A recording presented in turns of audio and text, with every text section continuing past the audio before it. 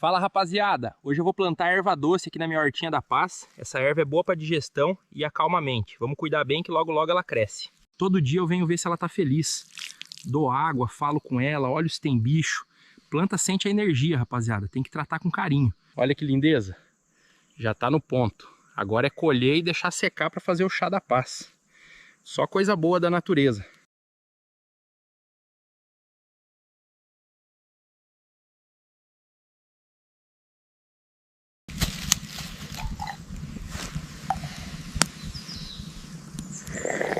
Rapaziada, acho que fumar é melhor que tomar, hein?